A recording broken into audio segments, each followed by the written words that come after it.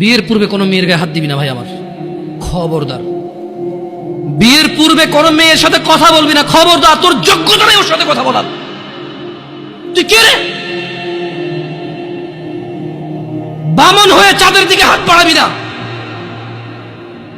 আমার বোনরা চাঁদ।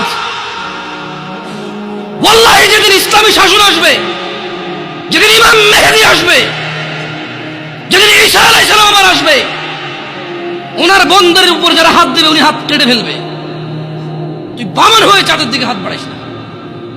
আমার বোনরা চাঁদ। ইসলাম মেয়েদেরকে চাঁদ বলেছে আর তোকে বামন বলেছে। বেটা তুই বেটা ছেঁড়া খাতায় শুয়ে লাখ টাকার স্বপ্ন দেখিস, বিয়ের আগে মেয়ের গায়ে হাত দিস? তোর সাহস কত? তোর সাহস কত? তুই জানিস না মুহাম্মদ সাল্লাল্লাহু আলাইহি সাল্লাম বলছে নেক স্ত্রী দুনিয়াতে যা আছে ওর চেয়ে বেশি উত্তম। তুই কি করে ওর গায়ে হাত দিস বিয়ের আগে?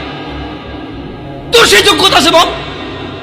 তোকে আল্লাহ জাহান্নামে ফেলবে, তোকে আল্লাহ জ্বলন্ত আগুনে নিক্ষিপ্ত করবে, তোর শরীর পচবে, তোর শরীরের গন্ধে জাহান্নামীরা থাকতে পারবে না। তোকে আল্লাহ এত নিকৃষ্ট শাস্তি দেবে